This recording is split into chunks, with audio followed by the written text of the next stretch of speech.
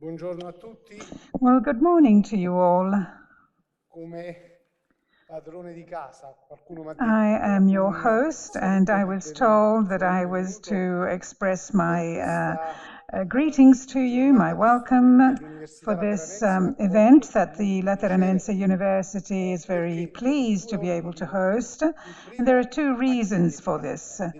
First of all, it is dedicated to a person who was not only a master in law, but he's a person who applied to specific and concrete interests, and in the interest of the country, he put his experience, his ability at the service of the country. And this is an aspect that is very important for all those who are here, and we are determined to continue his work and his line of work, and so we will continue the work of Professor Catricalà. Over the years, the Lateranense University has benefited from the presence of President Catricalà because of the themes that he introduced with regard to the administration of the country and the transposition of European law into the Italian legal system, and looking also at the work of the jurisdictions. I deal with the transposition of European law.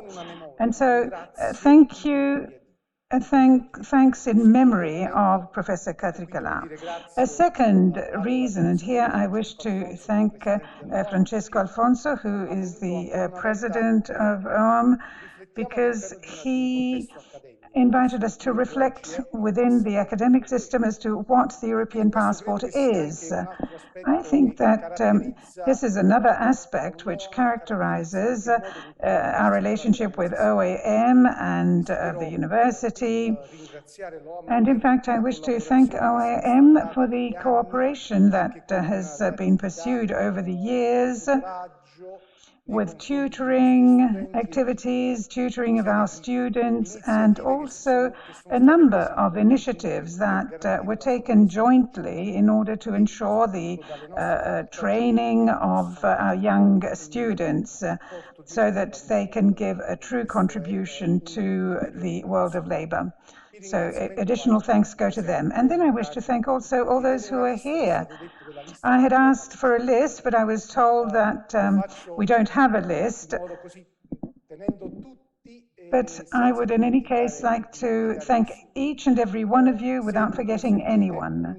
If you allow me, I would like to express my thanks to the President Gianiletta, because he is an important personality, a point of reference, the president of the Civitas Lateranense Foundation that supports the initiatives of this university, and therefore he is an important personality in the university. I wish to welcome him.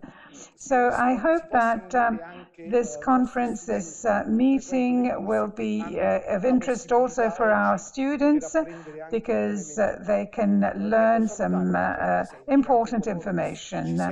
I would also like to thank all those who are with us online. We are currently resuming activities in presence, but we have realized that the online system is also very useful. It is going to be here to stay, let's say. I would also like to greet Mrs. Diana Gossi Catricalà, because I know that she is listening to us and she is online. My hope is that everything will go well, thanking everyone who is present, both in presence and online. And I would like to thank the representatives of other structures similar to OAM.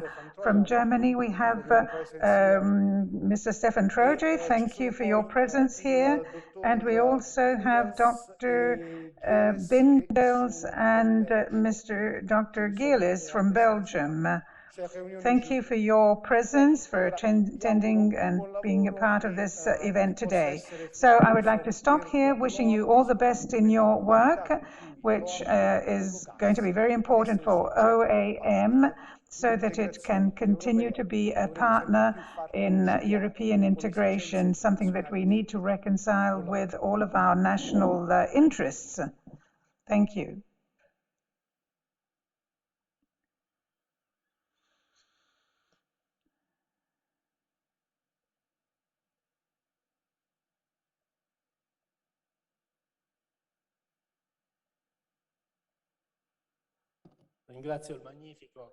I wish to thank the magnificent rector, Professor Vincenzo Bonomo, for having welcomed us, for having welcomed OAM, for his kind words of welcome, and above all, for having made available this facility. Thanks to this hospitality, we have been able to organize this meeting for our members, many of whom are online, and I wish to greet them all the credit intermediaries and the trainees and that are with us. This is a day that is dedicated to Professor Catricalà. I had the honor of knowing him and knowing his legal and human abilities. And I wish to greet also his wife, who is with us. She was unable to be here in presence, but she's with us online. I wish to thank the representatives of the European authorities, other organizations like OAM, those of Austria and Belgium in particular, Stefan Troyes from the Federal Ministry of for Digital and Economic Affairs, and the Belgian Fsma in the person of Tim Giels, who is coordinator, and Bindels is the administrator. After my brief introduction and the presentation of these three guests, these three colleagues and friends, we will have a roundtable chaired by or moderated by Dr. Paola Bonanni, who is vice head editor from RAI, and this will see the participation of Dr. Giovanni Calabro, Director General of the Protection of Consumers of AGICOM, Professor Massimo Condinanzi, who will be with us soon, Professor of the Law of the European Union at the University of Milan, and also the Professor Domenico Siclari, he too is with us online, Professor of the Law of the Economy of Financial Markets at the University of Rome La Sapienza, and legal counselor for the analysis of legislative and regulatory issues of financial and credit issues of AGPM, and Gianfranco Torriero, Vice Director General of the Italian Bankers Association. I would like to recall the commitment and the work done by Professor Catricalà, who was transversal, because in his various functions as President of the AGICOM Authority, the Antitrust Authority, and President of OAM, he worked for the protection of consumers. In his political view of competition and protection of consumers, these two aspects were perfectly integrated. Over the last few days, there was a memorial at the Lewis University with the President Gianni Letta, who was the highest moment of that celebration with the memorial, and I have drawn on that. Everyone remembers him as a unique person with many facets and great abilities in various sectors, a great professional who was never superficial and an innovator. He held positions of great importance in various sectors in which he operated, and he always gave an extraordinary contribution, and he left his mark. A personality with great gifts, that are all linked to the essence of law. He was constantly worried that there should be an understandable justice and quick and with the taking into account also humanity and feelings. So he was a judge, but also a human being. Observance of the law was always considered with the importance of proper operation. Antonio, it was easy for him to express serenity in all circumstances with a smile, but he was also very stern and intransigent with himself and with the social partners and relationships with his cooperators. He knew how to express these virtues. When he left the Council of State, and Franco Frattini has recalled him, and he said, I feel I am a servant of the state. Antonio Catricalà, therefore, should be an example for all of us for his professionalism, commitment, dedication, ethics of responsibility. I wish to thank all the speakers, the institutional speakers, for their presence here and their contribution, and the guests of the institutions, and also the editors of RAI, and I thank each and every one of you for being present. Now, the European passport is a tangible sign of the building up of Europe, of the technological process underway. We will have to refine it and improve it, and also provide an appropriate legal framework so as to protect competition in the market, which more and more frequently, especially during the pandemic, people use internet also for banking and financial activities. So the European passport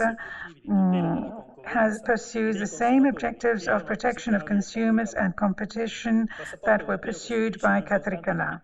The European passport is a novelty in the credit sector that can bring new trans-border possibilities for all those who work in the sector, and also for the citizens who can choose the best products that better respond to their needs. With the European Law 1920, the Italian legislator has completed the national regulatory framework to enable the credit operators and intermediaries to do their service in other countries other than the country of origin, and also with the establishment of an office, thanks to the permission of the country of origin. So OAM has set up a list of European operators who operate in the area of real estate loans and credits. And as the institutions like OAM of the member countries will provide a list of their operators and businesses, they will be registered also with us. So far, 12 businesses from 4 countries, Netherlands, France, and Belgium, they have already registered. And the same activity will be done by the other similar organizations like OAM, who will receive the registration of our businesses that wish to operate abroad. And the regulatory framework will be the same across the countries. And so in my brief presentation, I'm going to say something about the laws that apply to the national operators, and I will dwell on the economic structure of the market of reference. The European Directive is a minimum harmonization, and the member states have ample room for intervening. The member states can maintain or introduce provisions that are more rigorous than those of the directive, offers an interesting subject matter for discussion today. There are many heterogeneous professionals, and this too will be discussed in our round table. At the present time, the Italian market, there are 300 loan businesses and 6,500 agents that provide financial services. In summary, the difference between the two categories, and above all for those who are listening in from abroad, the intermediaries can provide alternatives between loans that are provided by financial bodies, whereas the agents are the external network of each bank. They are linked to it by a single mandate. And this bond is envisaged in the directive, but it is not seen to be exclusive. But with regard to some countries, it emerges that where there is a single mandate like France, there is also the possibility of having several mandates. And the directive on real estate loan states that the operators should be have professional requirements and be fit and proper. For maintaining adequate professional training is also required. So the list of mediators and agents are assisted by a vast network of cooperators, which were 19,000 in 2021. In Italy, there is a very high level of fragmentation. In recent years, on the basis of our data, there has been an increase in the number of larger subjects, and in particular credit intermediaries. Now, let us look at the impact of the pandemic. The larger credit intermediaries have continued to work, and there was an increase in their profit, albeit not as high as in previous years, whereas the smaller mediators, intermediaries, lost ground.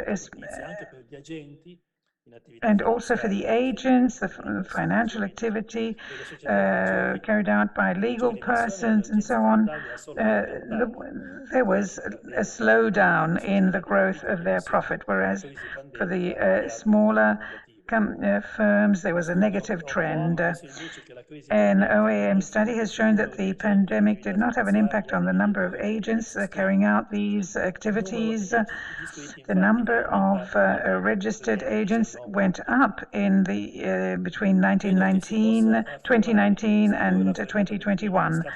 Even though there was a drop in the GDP, had an impact on the sector, it did not actually, it was not very negative, even though the larger bodies are those that fare better.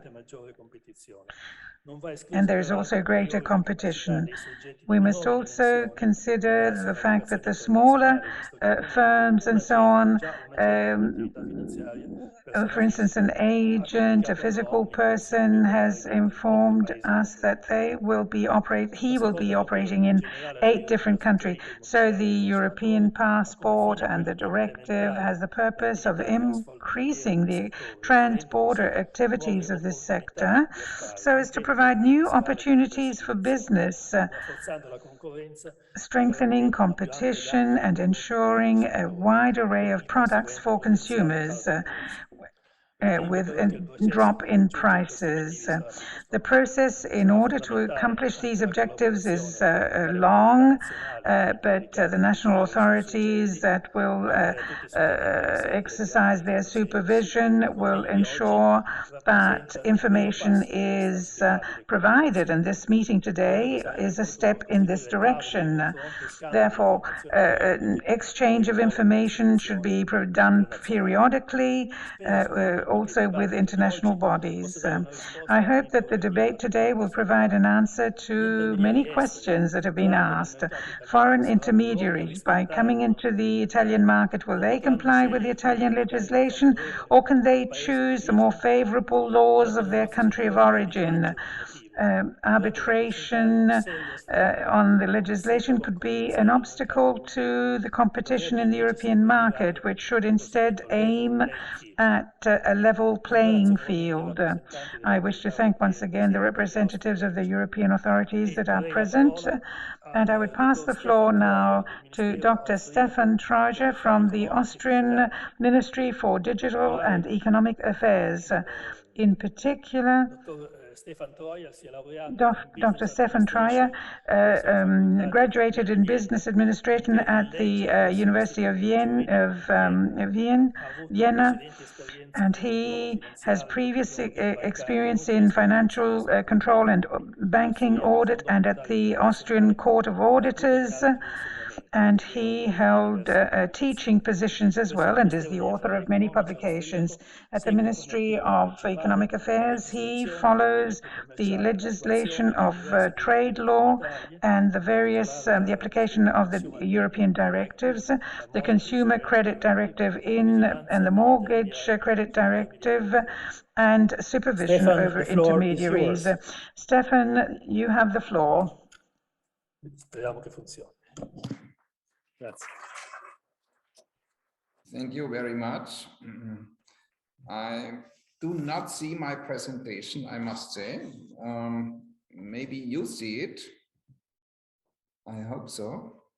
Okay, here it is. Wonderful. I was asked by the interpreter to speak slowly. It's a pleasure for me to do this. Not too slowly, maybe, because I have 20 minutes approximately, and this is a vast subject, and one could speak very much on it. And I tend to need a little longer, maybe half an hour. I hope I do not completely crash the time schedule by this. Just a few words on our ministry. I have put here a photo of it, and this is Austria. I emphasize it, neither Germany nor Australia. We I don't know, I go back to my first picture. I have a little problem here because it does not do it as I want it. Now I think I know the system. I have a little time gap when changing the pictures.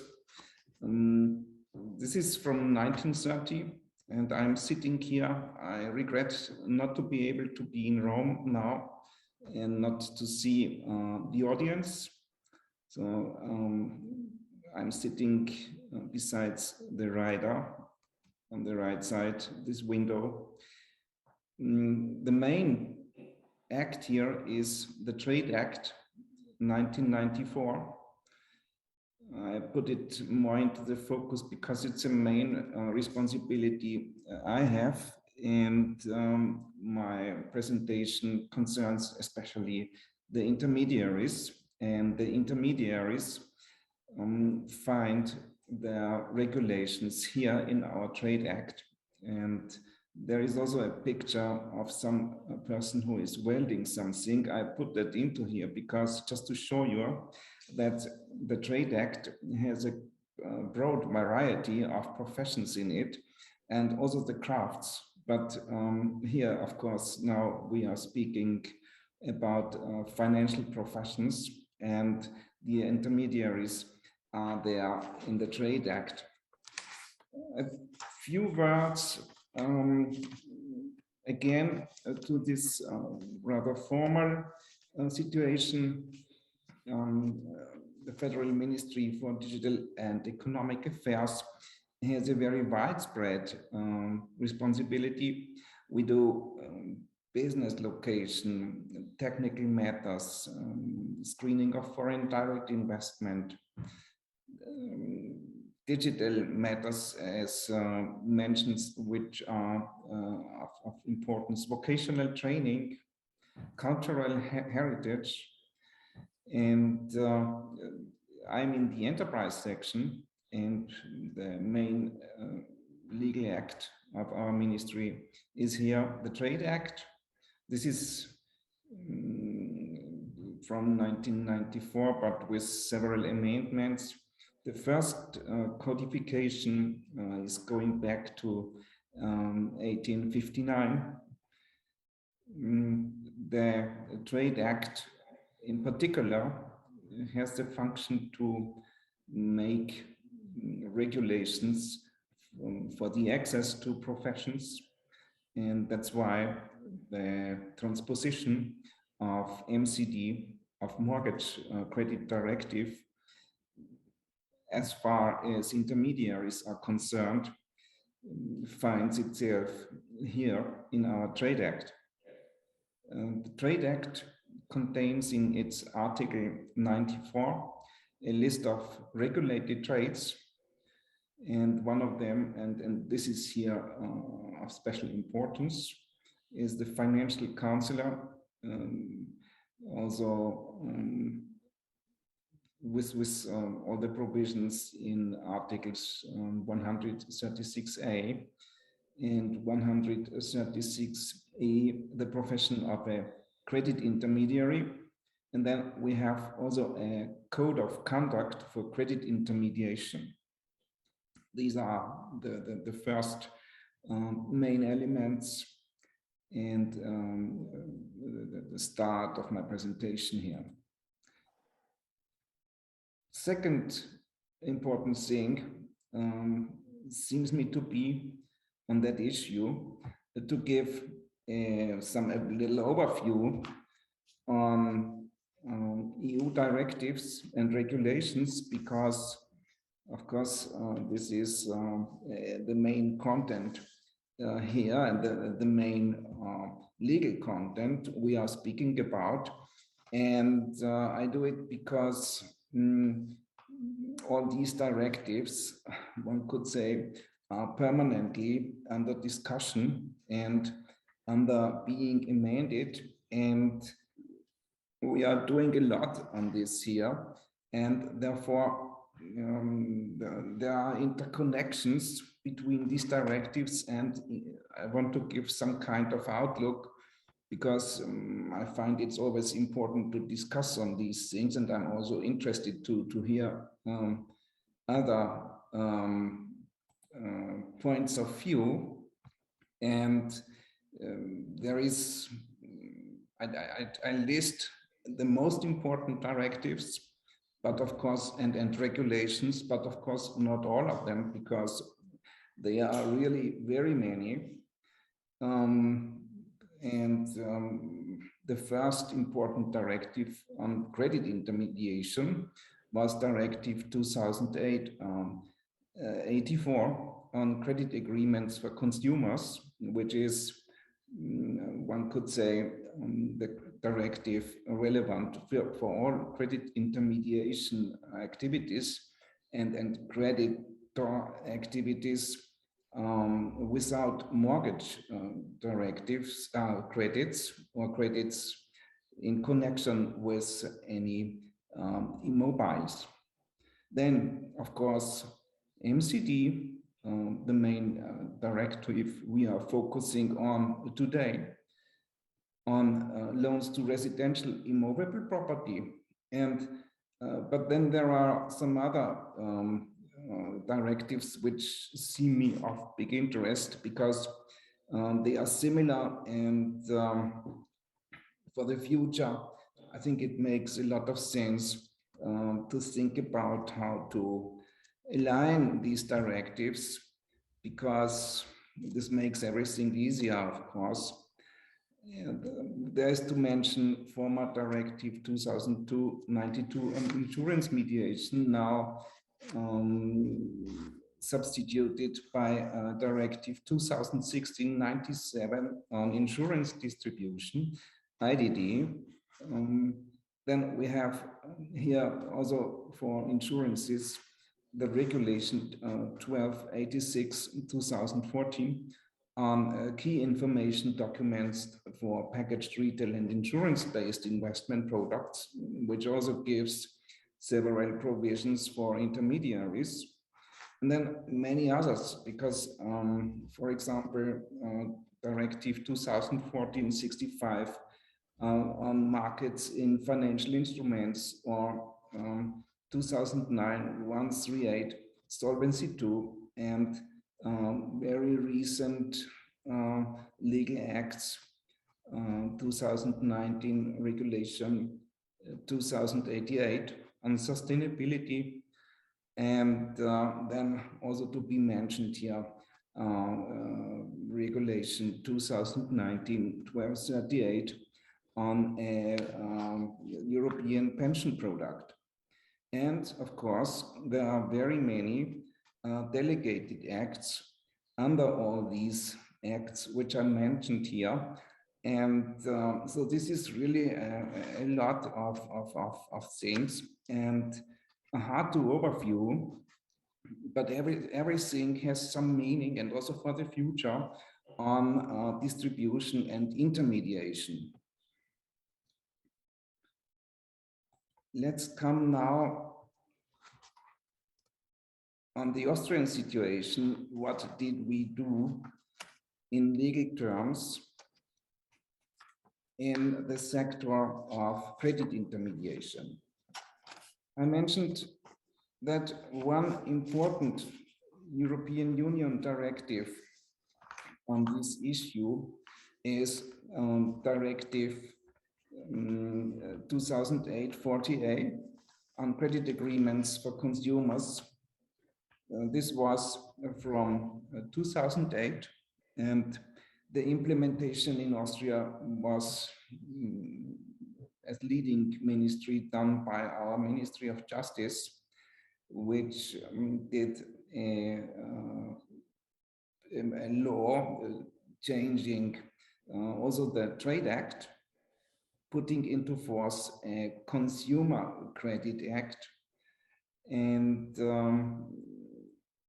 the problem was that we extended the regulations under Directive 2008/48 also on mortgage credits. And the reason why Ministry of Justice is here very much in the game is because many provisions of these directives concern civil law, and therefore the main part of this is being done by our Ministry of Justice.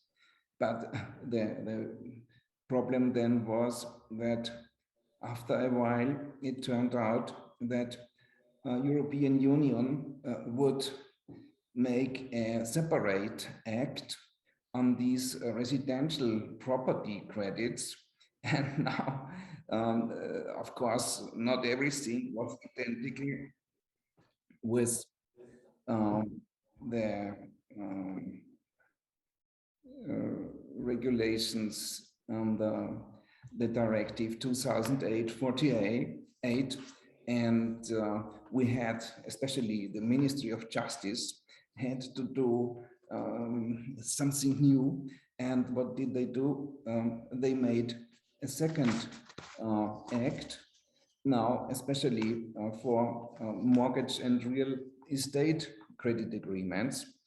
And we, in our Trade Act, also amended this, and we did a regulation on the rules of professional status and practice for the advisors and intermediaries on that sector. But what we did was that we tried to combine the regulations following from these two directives, CCD and MCD, into one act. And well, this functioned, I must say. Maybe we were a bit more strict with our not mortgage credit intermediaries in some points, but in the end this worked quite well, because in Austria basically there is already a quite strict system but in terms of access to the professions. All are in the register. We have many regulated professions, and also before this was the case, in the profession of credit intermediaries out of mortgage credits, which we call personal credits. And therefore, it was quite clear and quite easy to do all this in the Trade Act and have the same rules for both kinds of professions.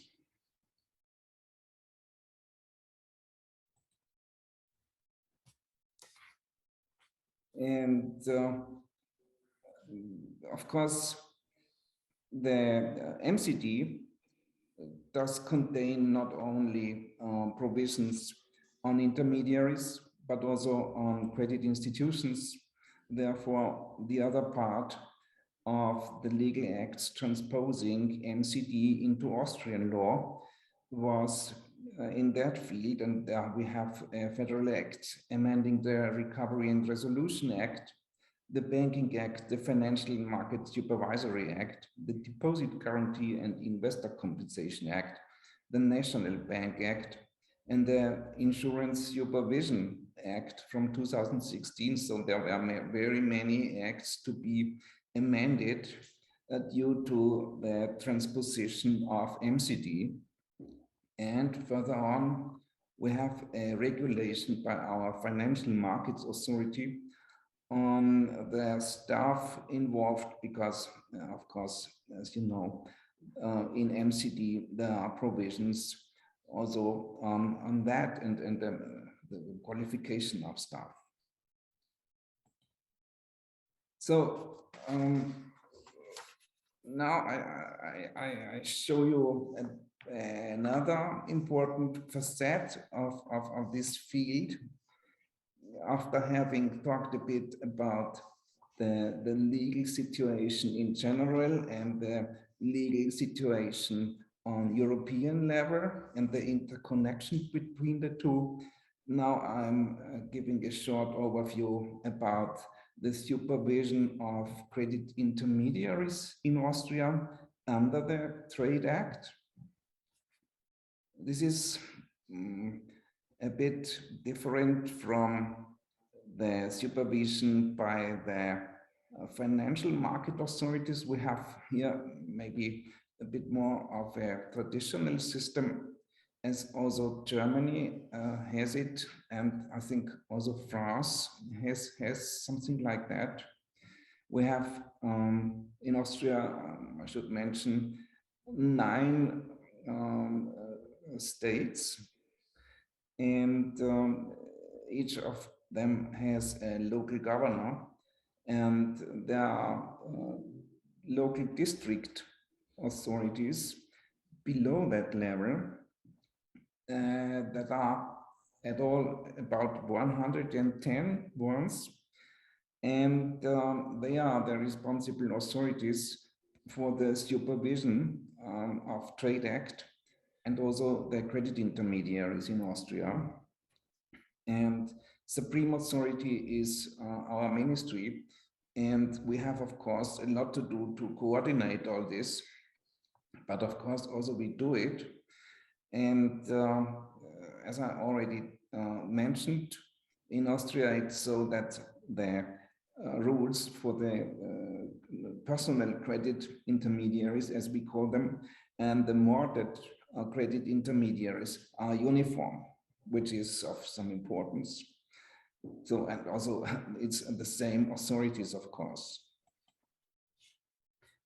Now, let's have a little look into MCD and what is of a special interest in relation to the Trade Act and the stand regulation on this profession. Of course, this is Article 7 on remuneration policy. I mean, in the end, I would like to give a little outlook, and I also mentioned that it is for me of some importance, the relationship between all that European Union directives and regulations on intermediation because it seems to make much sense to do these rules more uniform. And I must say, it's years ago that I started to talk with colleagues from the European Commission and talked with them on that issue, but to some degree it was already too late, because of course when doing new amendments, especially now as it is the case on consumer credit directive, one can try to align these provisions, but some provisions are in such a way not aligned already that it is difficult to align them. I will give you a few examples afterwards. For example, remuneration policy. This is the issue of conflicts of interest, which we have, of course, also in IDD. It's not completely the same, but it's the same idea, obviously. Then Article 8, that information has to be given free of charge. Of course, we have transposed all this.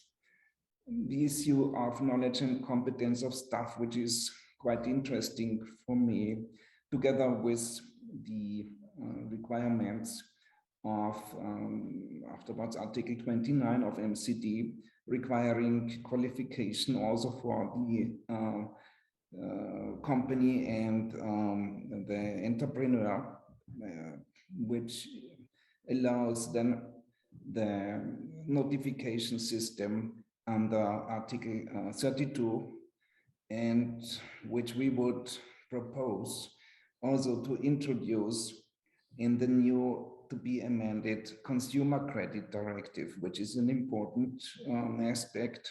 Let's see how successful we will be. Then Article 11 on advertising is, of course, of importance. Here, Article 12, tying and bundling. I mean, of course, we had to transpose all this and have done it. And here again, we have some similarities to IDD. I had not yet the time to go very much in detail comparing this, but I know it is similar but different. Then Article 14 and 16, of course, information requirements for the intermediaries is of importance. Then we have the important issue of advice, which is regulated in Article 22 of MCD. And here again, it is interesting to compare the concepts of IDD and MCD. And I think also the Consumer Credit Directive speaks on that, but again, differently, I think. So we have different ideas and concepts, which from the central thoughts seem to be similar, but differently described, which could be better, I would say, because I do not see too much difference from the theoretical principle of how an advice has to be given between credit intermediation and insurance intermediation. Of course, the product is then different, but the structure and the theory of advice is very similar.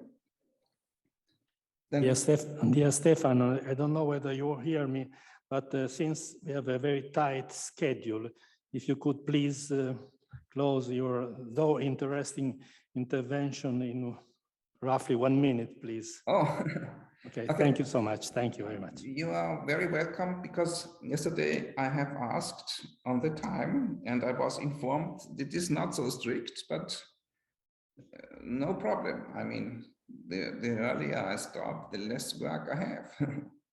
So, okay, I've had that I have just 1 minute. which is a bit surprising for me, but no problem. Sorry, I'm sorry.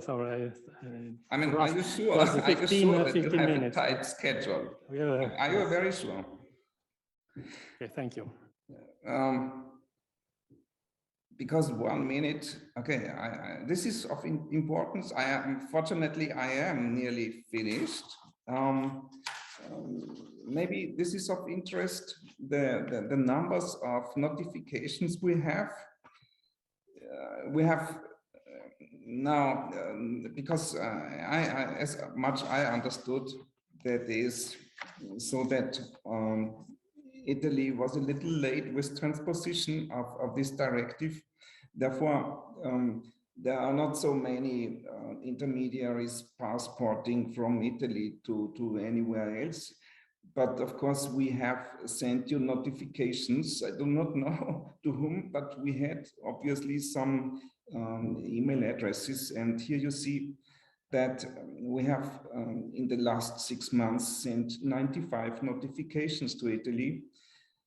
But as I thought, we see that together with IDD, and there are from 93 on insurance intermediaries and 2 on credit intermediaries. We in Austria have 7,400 licenses which allow credit intermediation, and 3 of them have an establishment in other EU countries, but none of them in Italy. And 51 of them are doing credit intermediation on basis of freedom of services, and 7 of them have been notified to Italy. And we have 4,488 intermediaries passporting from EU into Austria. And these are 4,384 insurance intermediaries and 104 credit intermediaries and 0 from Italy. And this is of some interest. And here I'm nearly at the end. And this is just the outlook I wanted to give. But unfortunately, I must say I have most of this already said during my presentation. So having an eye on the time, I can finish very shortly. And just one last sentence, maybe. I think, as I already said, harmonization could be useful and necessary, and there is a trend to centralization, I find. And there are obviously more regulations than directives. And this has advantages because not everybody has to do hundreds of laws. But of course, this is also a problem of time insofar as these legislative measures tend to need delegated acts. And from my experience, these delegated acts last very long until they are realized. So thank you, ladies and gentlemen, for your attention. I have come to the end, more or less in time. And thank you, Stefan, for your interesting presentation. Thank you so much. We look forward to strengthening, enhancing our cooperation in the future. I give now the floor to Monsieur Tim Gilles and Dr. Arnaud Dinders, which are representatives of l'autorité des services et marchés financiers de la Belgique. I would like to ask our friends to, if possible, to limit their intervention to 15 minutes, owing to our tight schedule. Thank you so much. The floor is yours. Thank you very much, and thank you to OAM for inviting us to speak. We will do our best to do our presentation in 15 minutes. I think that should be feasible. You should all be able to see the screen. and that will allow me to talk briefly about who we are, the Financial Services and Markets Authority of Belgium. We are one of the two supervisory authorities in Belgium, and I say two because we have a particular Belgian supervisory model, which I will briefly explain, as well as a brief overview of the areas of competences of the FSMA. Before diving into the legal framework, followed by the last 2 points, which my colleague Arnaud Bindels will address, going into the passport, the European passport, and the other passports that exist. So briefly about the Belgian supervisory model, you can see that there are basically two types of supervision. One is the National Bank of Belgium, which is responsible for prudential supervision of the banks, of the insurance companies, of stockbroking firms, settlement institutions, etc. The second layer is the FSMA, and the FSMA is responsible for supervising financial products, conduct of business, but also, and that's relevant for today, the registration of intermediaries. Intermediaries are a very large group in Belgium. We have almost 10,000 insurance intermediaries, and also 3,500 mortgage credit intermediaries. So as mentioned, the differences between the National Bank, which is essentially responsible for prudential supervision, and the FSMA is that the FSMA is less focused on financial stability, but more on protecting the interests of financial consumers. And when we are talking about credit intermediation and mortgage credit under the MCD, that is in particular relevant for our mission, because if people want to take out a mortgage to buy a house, they need to be sure that the information they receive is correct, is adequate, is timely provided. And that brings me to a particularity of the Belgian supervisory model, where credit providers, despite the fact that they are under a prudential regime of the National Bank, also must register with the FSMA. So both the credit provider, that could be a bank, that could be an insurance company, it could be a social housing company, and the credit intermediary must register with the FSMA.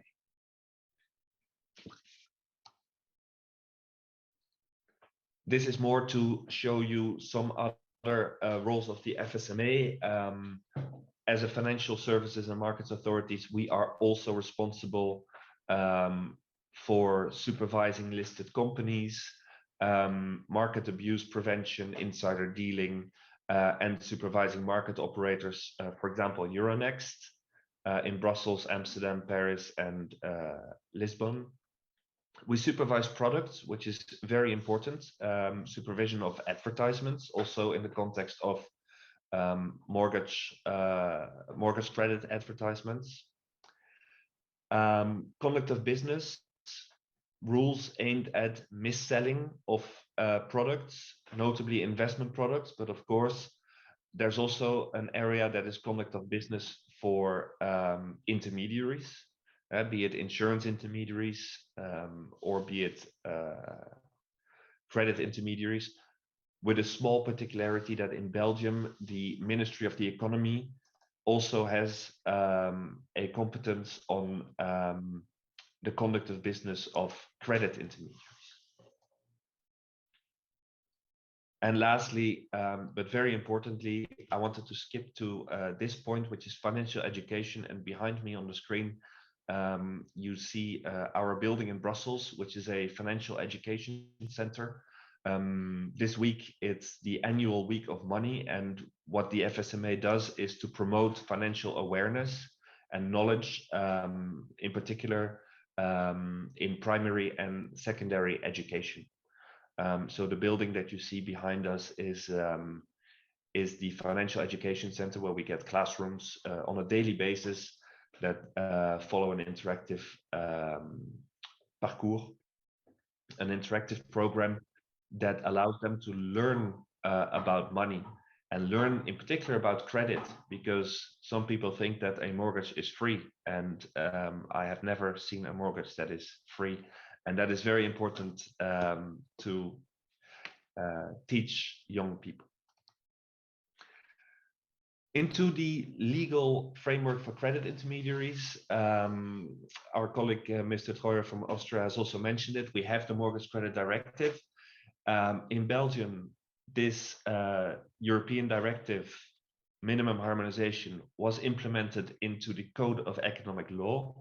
The Code of Economic Law contains in Belgium all aspects that govern all aspects of economic life, basically. So it is economic contract, but there's a particular chapter on credit. And this chapter is in force since the 1st of November 2015, with a particular focus of business to consumer relations. There are some aspects also business to business, but especially the objectives of the Mortgage Credit Directive on the consumer side is what we're interested here today. The FSMA registers all mortgage, but also all consumer credit intermediaries, as well as lenders. That's what I've mentioned. We also supervise the passporting regime that will come back in the second part of the presentation. And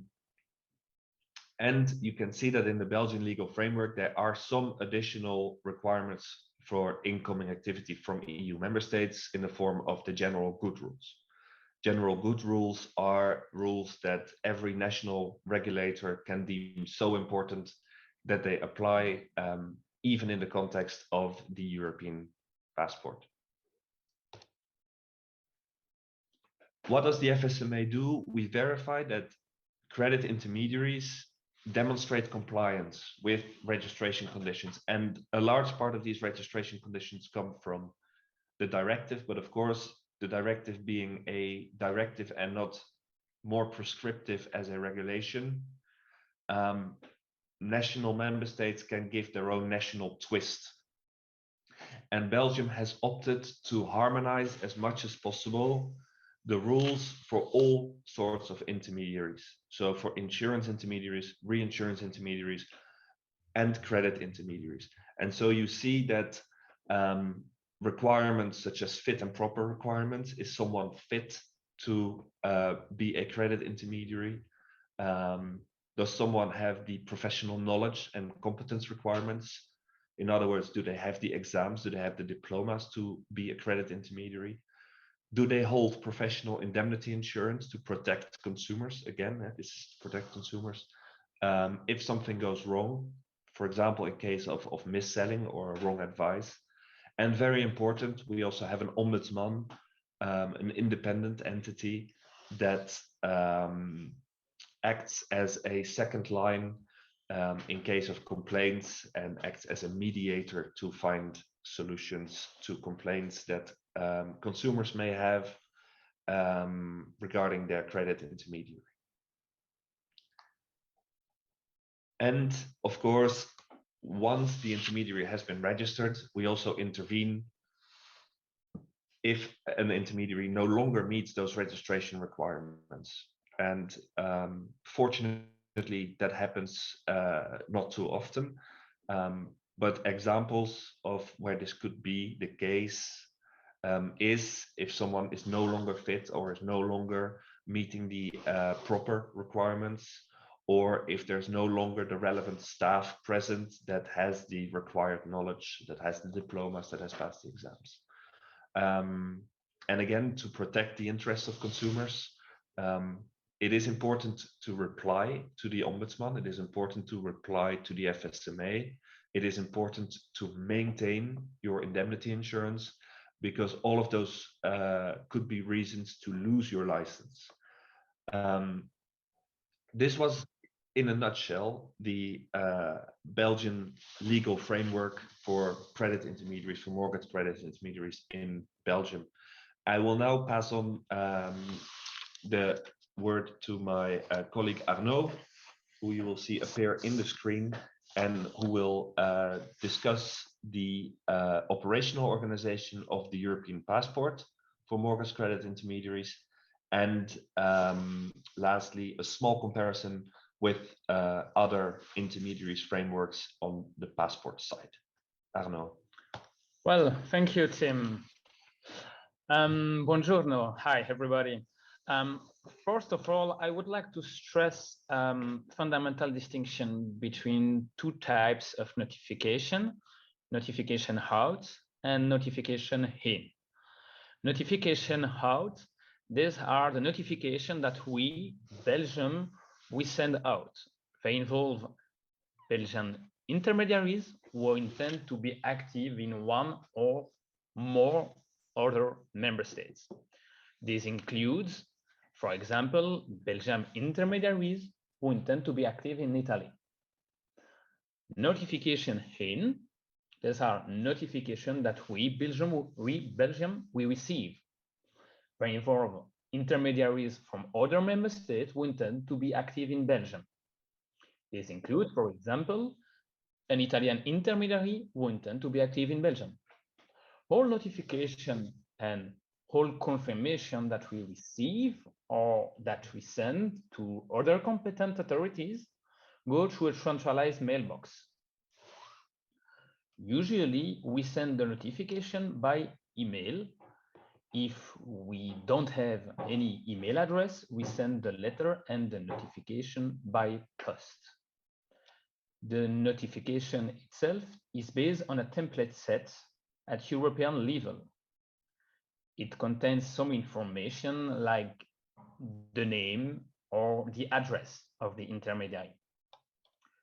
The objective of such an organization, I mean the exchange of the information between member states, is to inform the consumer who is in contact with an intermediary from another member state. For example, the Belgian consumer can check on the website of the Fsma whether an intermediary under Italian law is authorized or not to pursue credit intermediation activities on Belgian territory. The Fsma also publish information concerning the Belgian intermediary who are passporting in other member states, and this information is updated on a weekly basis. The Fsma has published various FAQ about European passport on its website. This FAQ explains to the Belgian intermediaries who they can exercise their passporting rights to pursue activities in other member states. The FAQ also explains the difference between two types of passport: freedom of establishment and freedom to provide services. Freedom of establishment, this is the case when the intermediary intends to carry out activities through a branch or permanent presence established in other member states. The freedom to provide services, FOS, this is the case when the intermediary intends to carry out activities without establish a branch or permanent presence in the other member states. I propose you an example to illustrate these two types of passport. A Belgian intermediary intends to be active in Netherlands and Italy under the MCD European passport. He will establish a branch in Netherlands, in Amsterdam, but he tends to be active in Italy under the freedom of services, targeting clients in Rome. He exercises the two types of passport in two different countries, in accordance with the EU legal framework. In this sense, the intermediary makes the request to the Fsma through an online application, and the Fsma sends the notification to the competent authorities for Italy and Netherlands. An intermediary may have to adapt its data, an address, for instance. In this case, he follows the same procedure. The same applies if he wishes to cancel his passporting rights. The Fsma communicates the information immediately to the other competent authorities of the country in which the intermediary is active. The Fsma has developed various means of communication with the Belgian intermediaries that you can see on these slides. This is not specific for passporting rights. All the information are available online. An intermediary can reach the Fsma by phone or by email, and we frequently organize Teams meeting if needed. In case of an intermediary, will discuss a crowdfunding measure, for example. In the context of this presentation, we think it will be useful to make a comparison between two systems. On one hand, the European passport under MCD, and on the other hand, the European passport under IDD. I remind you that IDD is the acronym of Insurance Distribution Directive that applies to the insurance intermediaries. IDD also includes a passporting regime. The system is quite similar as it also provides for two types of passport: freedom of establishment and the freedom of services. The European passport under IDD is very close regarding to the notification procedure. But as you will see, the number of intermediaries using the European passport for credit is quite different from those who use the European passport for e-insurance. There are many more registered insurance intermediaries than registered credit mortgage intermediaries. I want to stress that the same entity can be registered for both activities. There is no incompatibility. As you can see, 30% of the insurance intermediaries in Belgium is passporting in at least one other member state. And only 1% of the credit mortgage intermediaries is passporting in at least one other member state. There are fewer credit intermediaries, but that also make less use of their passporting rights. The reason for this difference between the two passports in Belgium are not clear to us at this time, but we are reviewing the situation. This concludes our presentation. We would like to thank you for your attention, and we would like to thank the OIM and our colleague, Mr. Alfonso, to invite us to this conference.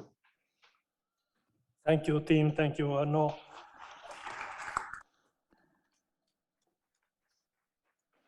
For your presentation, for abiding by the rules of the games of the time schedule. And we look forward to strengthening our cooperation in the future. And now I would like to pass the floor to Dr. Paola Bonanni, who is going to coordinate the panel discussion. We have Dr. Giovanni Calabrò and Massimo Cordinanzi, Professor Sicleri, who is online, and Dr. Torriero. So I now pass the floor to the speakers.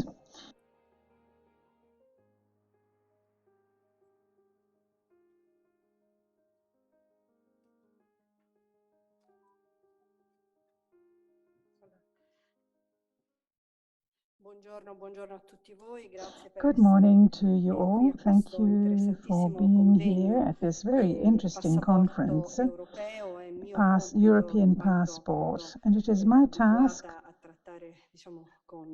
since I'm used to interacting with the audience, with listeners, it is my task to go into the heart of the matter and understand exactly what it's about.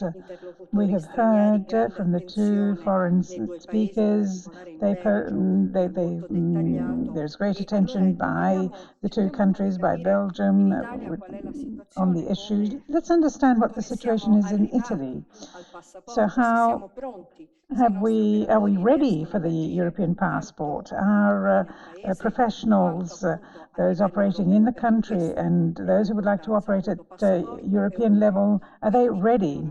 We are talking about a European passport, the European Union, therefore a much broader view of this very important message, this important way of obtaining loans and how to protect the consumers who are increasingly careful about the opportunities, the possibilities that are made available to them. But we must also try to understand how, what are the regulations involved. It is a pleasure for me to thank Massimo Condinanzi, who is full professor of European Union law at the University of Milan. So thank you for being here. And as I just said, Dr. Calabro is with us too.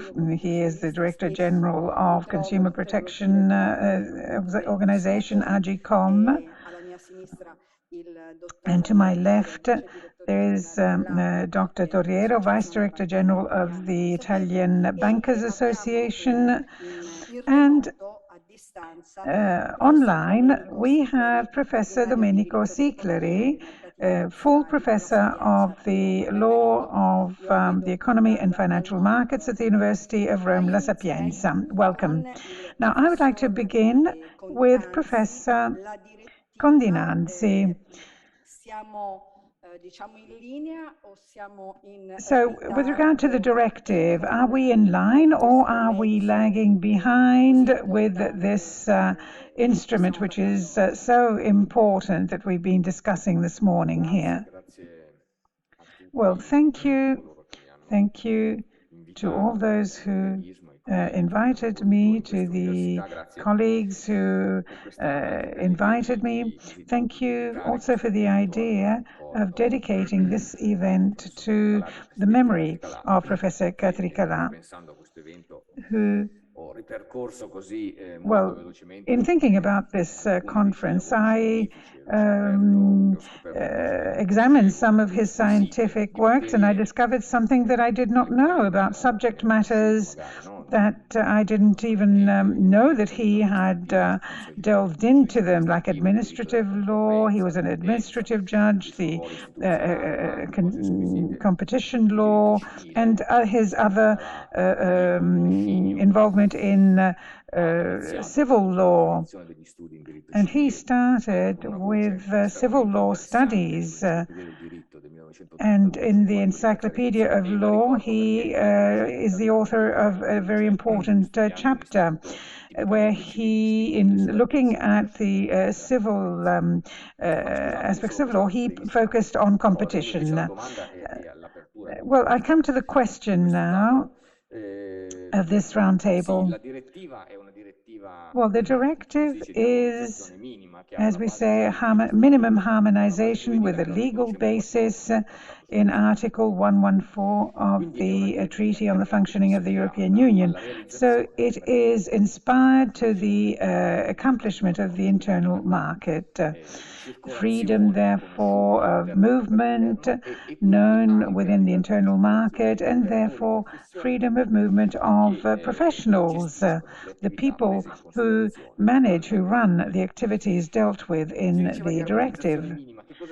Now, minimum harmonization, what do we mean by this? Well, its definition is indicated in Article 2 of the directive. That is, the states can adopt provisions that are more stringent only for the purpose of protecting consumers, therefore adopting more stringent regulations, more restrictive regulations with respect to the freedom of movement, and not to just focus on any aspect, but only for one of the possible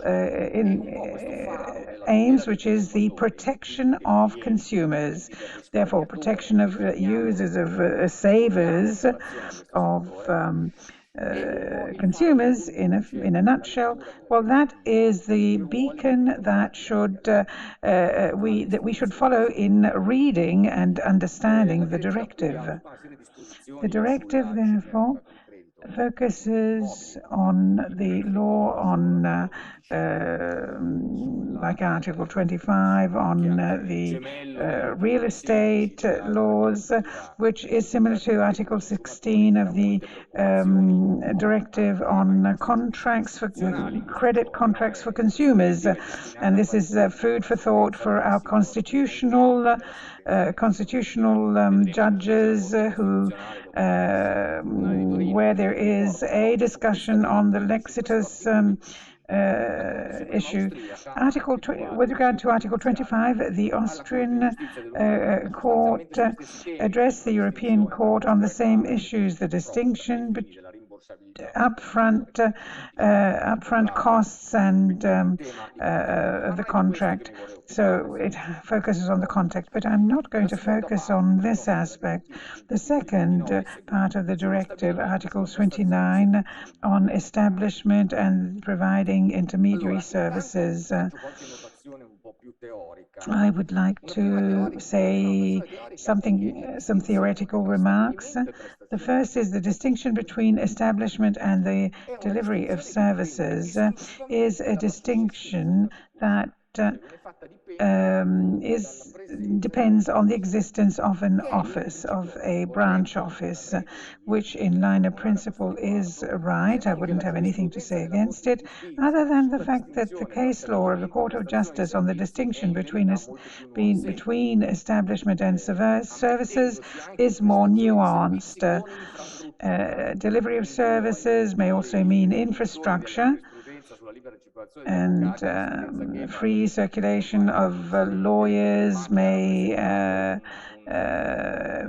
be mentioned, which represented a leading case in this area, which is often mentioned. So this distinction is very clear-cut, and it is useful in practice and for the application of the directive, but not in line with the case law of the court on the definition between these two modalities of operation. Another remark I would like to make in line of principle, the directive is based on the directive on the home country control to allow these movement of people and the presence of foreign operators. Now, the home country control is a classical institute of the law of the Union, and it is applied in the banking and insurance sector, but also in all regulatory law. The principle according to which the individual who can carry out an activity in a business in state A can carry out that activity also in another B. In Italy, what has happened? This directive of 2014, as we know, was transposed in 2016 with a decree law that amended the law decree of 2010 that transposed the directive of 2008 on the one that has to do with Lexitor. Now, this transposition was not a success in that the transposition had defects with reference to the issues, that is the activity of a business and so on. That is the provisions on passporting and on the supervisory activities. the Commission was not very quick. The Directive of 2014, 2016, amendment in 2016, and the infraction for non-transposition in 2021, 2040, that focuses on some provisions of the Directive, namely Article 29, paragraph 4, Article 32 and 34 and 36 of the Directive. I'll tell you what these articles are about. Article 29 has to do with the establishment of a register of credit operators. Article 32 concerns the freedom of establishment and the delivery of intermediary services on the basis of the activity carried out in the country of origin. Article 34 has to do with supervisory activity by the authority in the member state of origin or where of establishment. And finally, Article 36 on the duties of national bodies to cooperate. This infraction procedure is quite heavy. It is this is a legislative directive for which Article 260, well, if not transposed, envisages the application of sanctions and a fast procedure, fast proceeding. So the Italian state remedied the situation, or it intervened to set things right with Article 23 of the European Law 2019-2020, the law adopted in December 2021. This too was had some delay.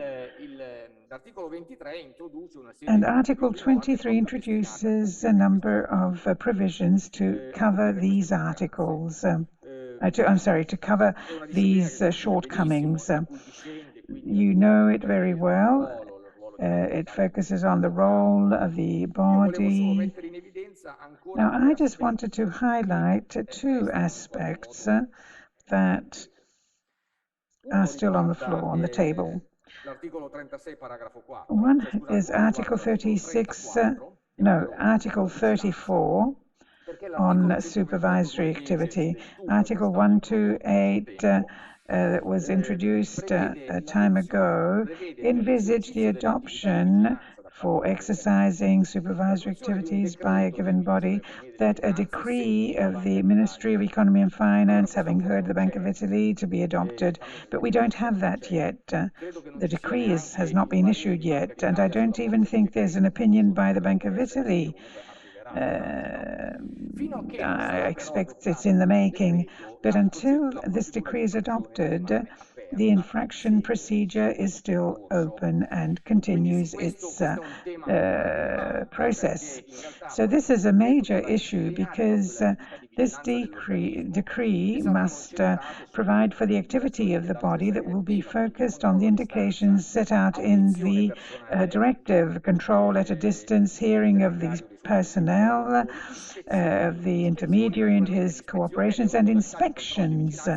Inspection is a mode of a modality that concerns only the place of establishment, and then changing the organization and structure of the intermediary concerns only the intermediary and the facility of the branch, and not of the intermediary who operates through a structure or facility that is compliant with the member state of origin, but it is not compliant with the member state of the place of establishment.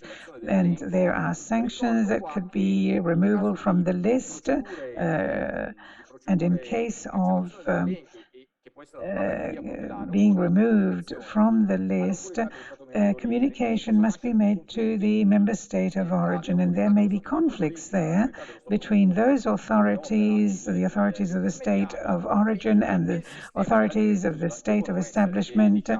According to the directive, an arbitration is to be made according to Article 19 of Regulation 1093, that is before the European Banking Institution, that envisages arbitration of these hypotheses. And ultimately there's a conflict between two supervisory bodies.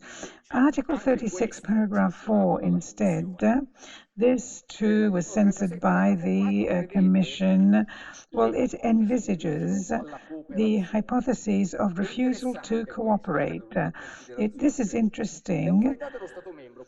The authorities of the member state may refuse to cooperate with the authority of another member state in only 3 cases.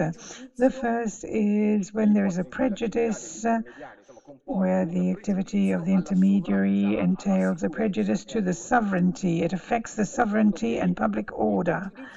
I would like to recall that prejudice to sovereignty is present only in this discipline, in that as an exception we are used to public order, public health.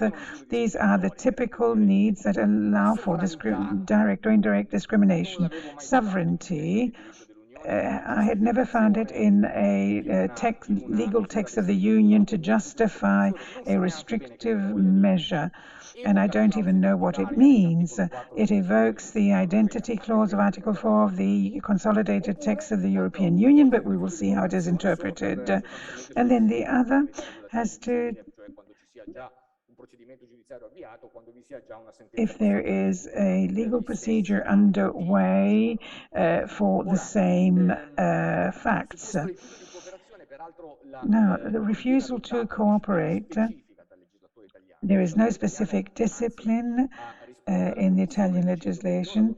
We say that we don't adopt a specific law because it is covered by other articles. So you can continue to work.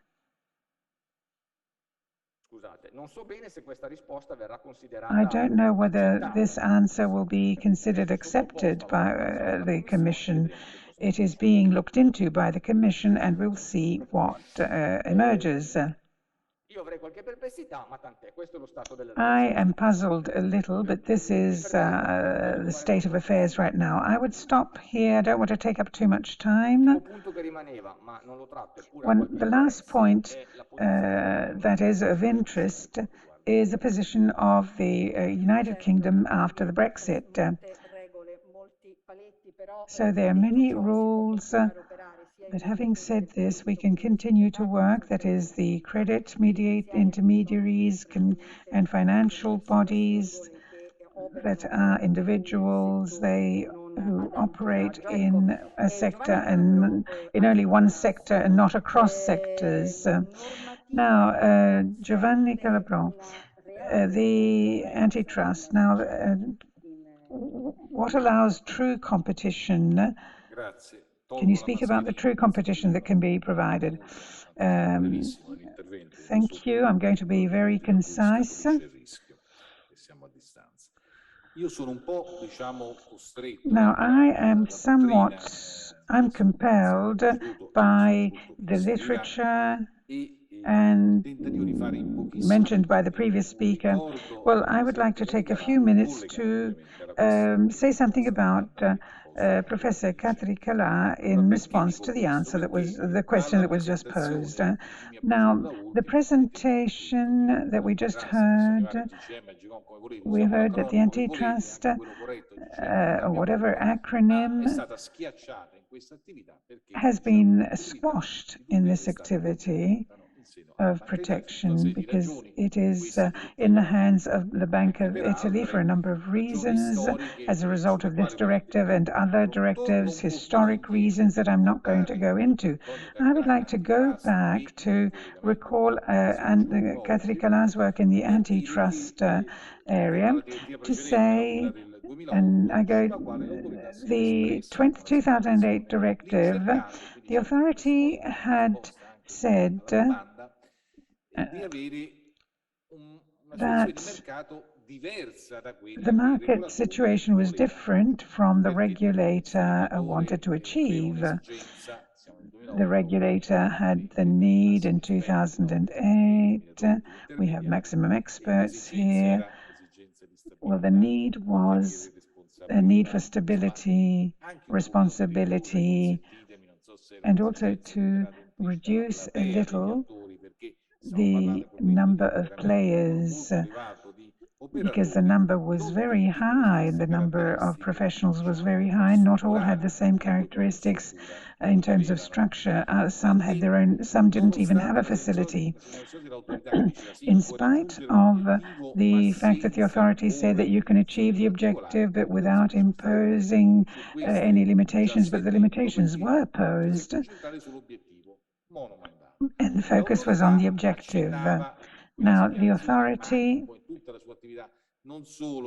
in its activity, pointed out that it was referring not only to intermediaries, but also insurance companies, all those who have dealt with banking areas and forms of cooperation that were not very many, and the multi-mandate situation. So this was an instrument that allowed operators and professionals without a network to come into the market, but this was not so for the regulation we're talking about, that is the single mandate, which is another fence. And the banks that have a number or have the upper hand, let's say, so we are somewhat puzzled with regard to this. Now, these are observations concerning the past, 2008, expressed in 2010 by President Catricalà,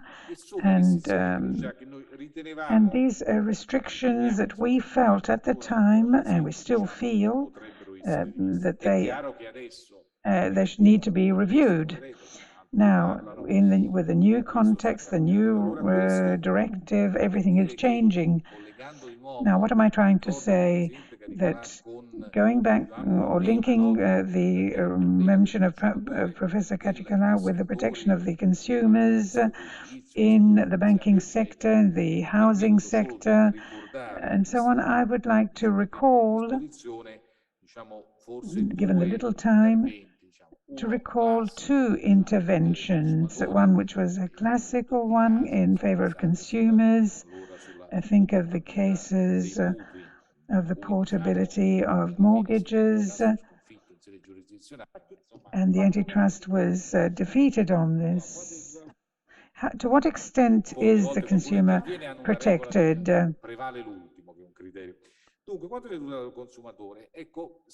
Well, undoubtedly, if we look at the issue, if we look at the antitrust and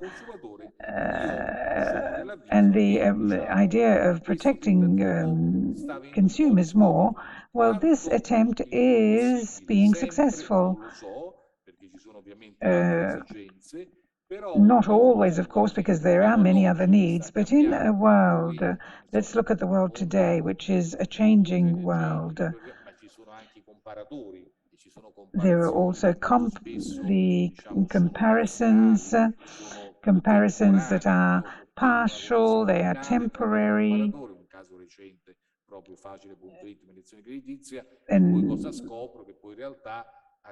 I discover that there's only one operator that operates in the market. Now, there isn't full transparency on this, so the consumer is protected, and this holds in the lending sector. In speaking about electricity bills, you're protected if you are very active yourself, if you go and verify the contract, read the contract, make sure that it's not modified by the operator. And this was something that Catricalà worked on very much with regard to competition.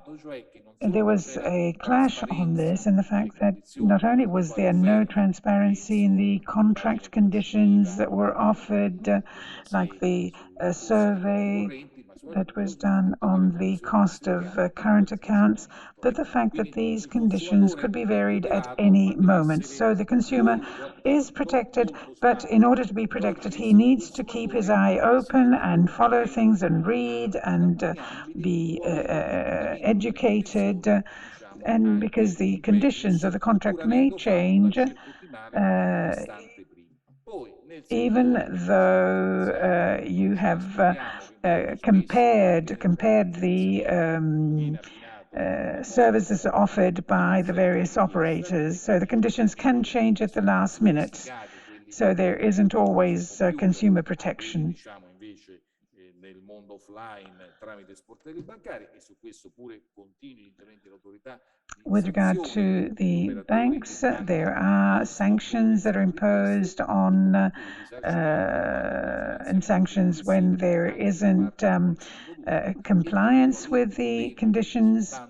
And then the last issue that I'm only going to mention very quickly is taking out loans by surrendering from a fifth, by using as collateral a fifth of one's pay slip, of one's salary. So this is quite pervasive, and the Bank of Italy realized that often these were renegotiated to enable the person, so there were commissions that were removed or that were decreased, and these loans could be renegotiated. But this went to the benefit exclusively of the proponent and not of the debtor, often elderly people and so on.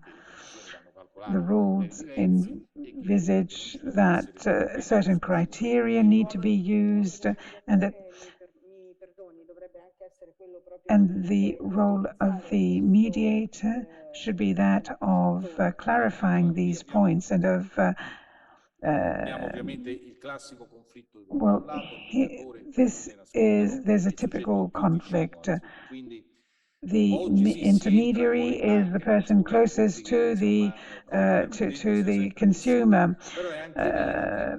Today we may go to the bank, but it is true that for some needs, people with debts go to the bank, and not only to the bank. So there are a series of relationships that depend on the situation, on the type of debt, and so on.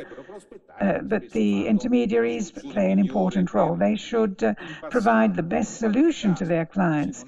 In the past, in some cases, this was not so, but because what prevailed was, well, you'll have a bit more cash, but there wasn't any transparency on the actual cost of that service.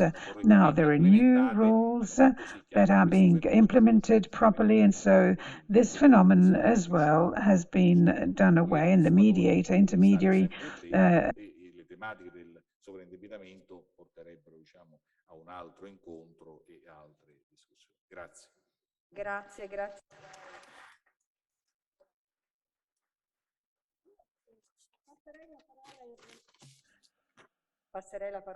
I would now pass the floor to Professor Domena Sicleri. Welcome, Professor. Now, the regulation, we have heard from Belgium, Austria, where there is a lot going on. What are we doing? Well, thank you for inviting me.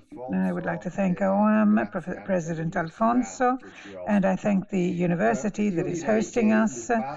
Well, I would say that what has been done in Italy in terms of regulation is very rigorous.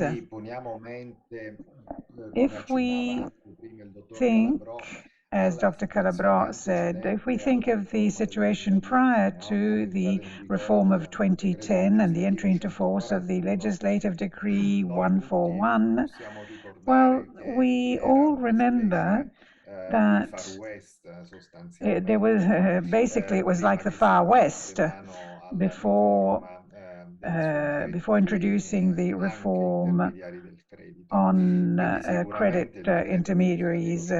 So the legislative decree 141 in 2010 was a first step in Italian regulation, which now, to answer your question, now it is rigorous and in favor of the protection of consumers in the financial sector.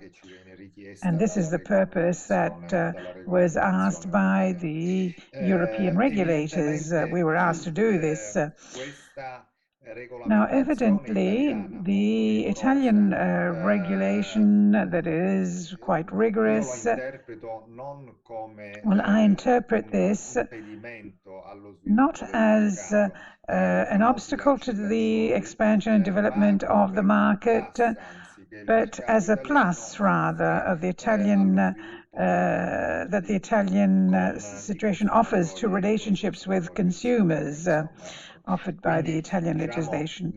So, in the interaction and in the creation of a single market in Europe, if the Italian regulation poses as it should, if it requires precise requirements for the operators and businesses in this sector, this is for the protection of the consumers, and therefore these measures are most welcome because they protect the consumers and the overall stability of the market. Now, obviously, as the previous speakers said, the European regulation and the directive on the European passport has the characteristic of being a harmonization directive. Is there room both in Italy and beyond in other European countries for our businesses and professionals to move about quite freely? Well, yes. We have seen that the rules, the regulations on the registers with the authorities has been adopted, and therefore the passport is actually a fact. In any case, as we heard from our colleagues abroad, there may be different profiles within the application of the directive. There may be different professional profiles. There may be requirements that are partially different from one country to another. And these differences will undoubtedly have to be ironed out with regard to the interpretation, also by the community bodies. I'm thinking of the Italian situation within the same regulation in Italy, there is an evolution which is quite rapid in this sector. And this, after the introduction of case law or after legislative interventions, and here I'm thinking of the last event that occurred in the market concerning the incompatibility between the profession of real estate agent and the profession of credit intermediation. This distinction was introduced by the European law, a recent European law mentioned by Professor Condinanzi. Well, this incompatibility, as you know, is dealt with in the press. It is an incompatibility which had been called for, but from other stances it is criticized. So for our professionals, there is a lot of scope for activity abroad, possibilities for operating abroad. So in having a passport to operate in other European countries, what is also important is having a facility, the conditions for exercising the profession. So the facilities, having a branch office or whatever, having some sort of facility will also be important. Well, now I would like to address the same question to Dr. Torriero, Vice Director General of the Italian Bankers Association, with regard to the banks. So there's a lot of room abroad for the professionals and firms, but are the Italian banks interested in this broader vision of the market? Well, undoubtedly, yes. First of all, thank you for the invitation, and I thank the President Francesco Alfonso. And I too would like to express my words of affection for Professor Catricalà. We appreciated his contribution, the valid contribution in all the roles that he played. Now, just to provide an answer, undoubtedly there is an interest in having a market that is as wide as possible, as broad as possible.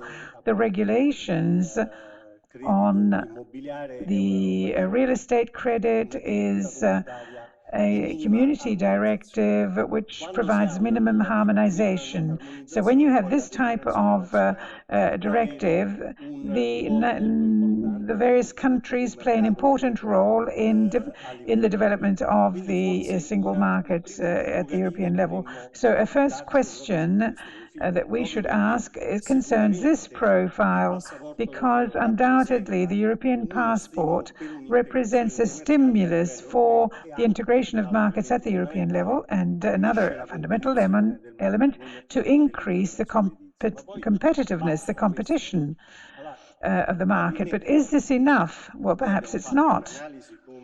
We have made an analysis as ABI where we have compared 4 banking markets, Italy, France, Germany, and Spain. And what emerges are elements that show major differences. First of all, the importance of the market plays an important role in France and Germany. In Italy, the market is smaller, and this we also have a historic habit of not taking out loans as much as other countries. So there are marginal aspects that are different from one country to another. I can mention data from the European Central Bank. The difference between the rate of interest practiced on a mortgage minus the cost of the collection, well, that is much lower than in Germany and less than France and Spain. The main debtor is the state, and therefore the cost of raising funds is higher, and this has an impact. But then there are also other factors, not only of a behavioral and economic type, but also, well, up to recently, in Holland, the tax regulation provided incentives to issuing mortgages at 100%. Well, somehow this is a specific characteristic, whereas we have the legislation that states that you can't take out a loan that is more than 80% of the mortgage, of the cost of the house. So the presence or not of the clause for early redemption also plays a role, or the way in which the guarantee, the collateral is provided, or which is maybe a mortgage. But imagine in France, where there is a third a third person, so that if the debtor does not pay, then the guarantor has to step in and pay. So when we speak about a single market, it would be very important, especially when new regulations are provided, that studies be carried out preliminarily, so as to capture the differences that exist in the various countries in terms of behavior, differences with regard to the institutions, differences that can be overcome by the European proposal. Because if the proposals, if there is not very much harmonization, the harmonization is minimum, this maintains the differences and so it is difficult for there to be true competition that everybody wants. The Italian banks obviously have an interest in expanding their market. Well, I'm sorry if I interrupt you, but the passport in this case, does it have an impact on competition? Does it help competition? Well, undoubtedly, as I said earlier, it is an element that stimulates the competitive effects, but in order for it to have all of the competition effects, what we need are other aspects to be taken care of, that we need to have an impact on, also through the new regulations that will be issued. The Austrian representative, when he spoke of the various regulations, well, that shows the need for very significant compliance. So from this standpoint, a reflection could be made on a simplified approach. In Austria, as was mentioned earlier, there is a referral to the European Court of Justice to see how the Lexitor case applies to the directive on real estate credit. But the first reflection is that perhaps simplifying things may help. If I have a directive on consumer loans and credit, I cannot apply the same interpretation to a directive on real estate credit. That would be absurd, because the legislator initially would have made a single directive, and the regulatory intervention in July with regard to the transposition of the European Court of Justice on the Lexitor case helped to clarify things a little. So mortgages, consumers, banks. The Italian public, how cognizant is it? How is it aware? To what extent is it aware of all this? Well, often we see, and we see this, that there is financial culture in our country which is not very much developed. But for some market segments, there is attention. Attention is paid by consumers, by the banks and the users and financial institutions. There is attention. For instance, mortgages, that's a long-term commitment. It's the family, the household that makes a choice, a well-thought-out choice, a choice that is supported by initiatives and platforms and so on, but there are also initiatives that we as ABI have made together with the consumer organizations in agreement with the authorities, Bank of Italy and the Antitrust Authority. Fabio Bernasconi from UNO has worked on this. So from this standpoint, undoubtedly, there is an important development and growth. The choice that is made with regard to taking out a loan to buy a house, well, that is well thought out. The inflation rate is rising, so there is an increase in the interest rates that may occur. So Italian families that have taken out a loan from 2016 onwards are sheltered if they took it out on a fixed rate basis. there had been a period of financial stability, a period of low interest rate, low inflation rate that had stimulated those choices. So there's always the need to see the context, the external context, and look at the individual choices made by users. Perhaps we're not so much risk prone. Well, as I said earlier, the Italian families, Italian households are not as indebted as the households of other countries. This is due to historic reasons. And this is an important element that needs to be taken into account. So we have criticalities that are therefore less than in other countries as a result of this. I wanted to ask a quick round of questions with reference to consumers, to the work and the opportunities. So, Professor Condinanzi, from your vantage point at the university, how possible is it? How possible is it for young people to find room in this sector, to find work and jobs in this sector? Well, I know that I'm the best equipped here to answer. However, this is a sector which is not very much considered by young people who have studied law, in that it's not one of their typical, they're not attracted to it. The directive imposes raising the level of financial education that was referred to by Dr. Torriero.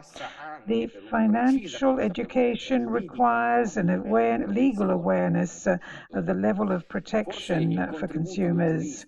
Perhaps the contribution of the legal experts, the scholars, the students who want to study these subjects and specialize in this area, that opt for this specialization and not for other traditional legal issues, well, actually, they could find interesting possibility for jobs.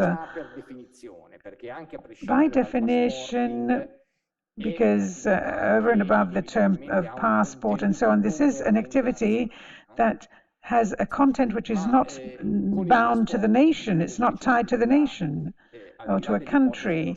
So with the passport, apart from the right of establishment, the possibility of having a base or an office in another country, providing services beyond the national boundaries already exists today, because it happens with people, consumers and savers that have an interest that are not only limited to one's own country, but they go beyond our national borders.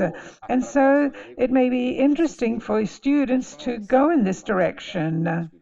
It could be a good, there could be a possibility for new jobs here. Professor Sicleri, the economy law and financial markets.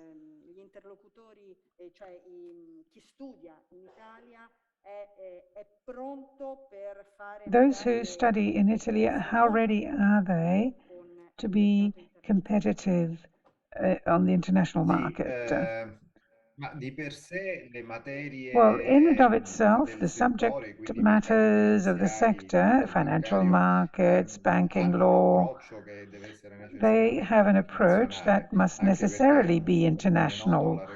Also because, as we know, banking and financial regulation has the foundation, their foundation is international, even though then it is taken in and transposed at the national level.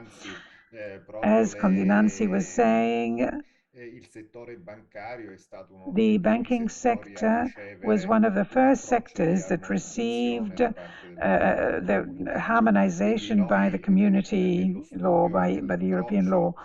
So in our study, in our approach, we adopt and we presuppose that that the study be international, the approach is international. So the students, at least for what, in my experience, students are ready to go and work abroad. They are getting ready to do that. And I would like to say also that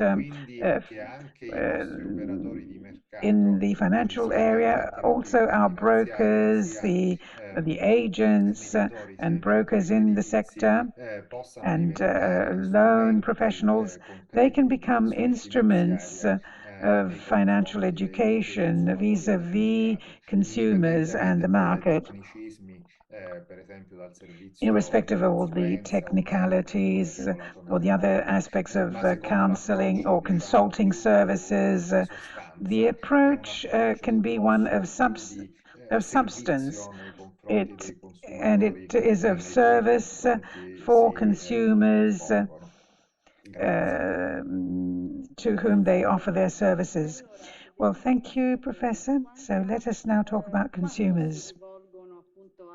To what extent do they address the competent authorities to find solutions or to report difficulties? Well, the reports, the complaints are very frequent, and we only see some of them because we see the ones that are addressed to us. Most of them are addressed to the Bank of Italy and to Consob and other bodies. The financial sector, in the financial sector, the complaints are numerous, but I think that an aspect should be mentioned, and this was already said by the participants in the roundtable, but I too would like to point it out. On the one hand, I wanted to say something about the role of the universities. The universities are important with the courses that they provide on financial law, and then there are all the courses, postgraduate courses as well. However, there is good basic education, and then there are also the European initiatives. So what we see from the complaints that come in, at times what emerges is quite macroscopically, and it's absurd to speak about financial education when the phenomena show that there is a lot of ignorance in the population. So we need to question ourselves. Are efforts being made? Yes. In the banking sector, things are being done. The Bank of Italy is undoubtedly active. But also the consumer organizations. I would like to remind you that the consumer organizations, or some of them, almost all of them now, are investing in campaigns, periodical campaigns to provide information and so on. So this is an activity that is being promoted, an effort is being made. And it is indispensable because we're very, very far from a satisfactory situation. But I would like to also clarify another point. Problems. If we think that we can solve problems with financial education is necessary, but that is not the solution. Whereas what can be done on the supply side, and here I would like to thank the organizers for inviting me, and I'm thinking of OAM and other similar organizations. They can make an extra effort because especially for young people who start out in this area, besides standard training, they need some extra training because these are activities where they come into contact with a consumer who is fragile, weak, a consumer who is different from the average consumers that we see in other countries. I would conclude by asking, what are you doing? Well, perfect. As I said this earlier on, Fabio Picciolini is here, whom I greet. Well, it is several years now that we have an action plan together with the consumer organization to do infographics. And this is very simple. They're very simple. They can be disseminated widely. And yesterday I was correcting the new infographic devoted to the Gasparini Fund, a fund which allows to discontinue up to 18 months in case of a difficulty in paying back a loan. Well, that has been a fundamental instrument during the pandemic crisis. So creating the conditions for diffusion, for providing information that we did during the pandemic, but now reproposing it.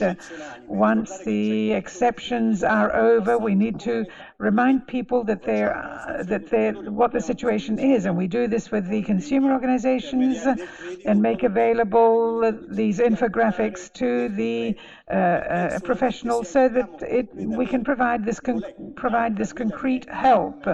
Another thing that is being produced is the UBI Green sustainability, spreading information on loans for young people, housing loans for couples up to the age of 36. So there are a series of elements that are useful and fundamental, and we must do this as banking operators, but we must do it together with the other entities, OAM first and foremost, the associations of consumers and so on. An example, and I'll end here, the evolution, there must be evolution. The supervisory authorities, when they dealt with loans within Basel, they said that each country has a certain risk level. Basel II, Basel III, this went down to 0.75. In the last one that we are transposing at the European level, for loans to life, up for 5 to 55% has dropped down to 10%. So improving the knowledge of users by the authorities and the Bankers Association and so on, we must participate in this growth, in this development by doing analyses and by sharing elements that are of fundamental importance. And I'm sure that OAM can play an important role also in terms of knowledge and of education of the people. We'll probably pick this issue up again in the future. We'll see now what happens with the growth in interest rates. The European Bank has stopped this, but in America the rates have gone up again. So thanks to all of you. I too would like to recall Professor Catricalà, and I thank OAM, the Pontifical Lateran University, and in particular I would like to thank the interpreters. Usually people don't remember them. They have worked to help us understand each other, and so thanks to each and every one of you, and I wish you all the best. I apologize, of course, it was obvious that the host was to take the floor. It would. I am not going to draw conclusions of the discussions that we have had. There's a lot of food for thought, lots of keywords. I would say that things are not easy as they might seem at first sight. They're complex. We need to study and compare notes. There are many lines for development that have been mentioned: technologies, young people, financial education, legal awareness, operational abilities, business opportunities, competition, and protection of consumers. OAM is a body that was set up 10 years ago. Thanks to the inspiration of the Bank of Italy. So thank you, Fabio Bernasconi, for having been with us. and for the support that you give to our work. Well, I think that with the presidency of Professor Catricalà, an important function was played. We need to continue this. I accept the invitation that has been made so that OAM may continue to play this function of providing financial education to the people. I accept this, and we will have some other meetings, other events that are in the pipeline that won't be as demanding as the one we've had today. There will be an event on the 10th anniversary of OAM on the 7th of June. Then there's another theme, which is cryptocurrency, and then the register for the operators in cryptocurrency. And this will have to be looked into very carefully. And I would like to ask the speakers who are here today to participate also in these other events that we have in the pipeline. These issues are very demanding, they're very topical, and I thank each and every one of you for your contribution, for the patience with which the audience has been with us, and I thank the interpreters as well, and for all those who have been with us online. And see you at our next event.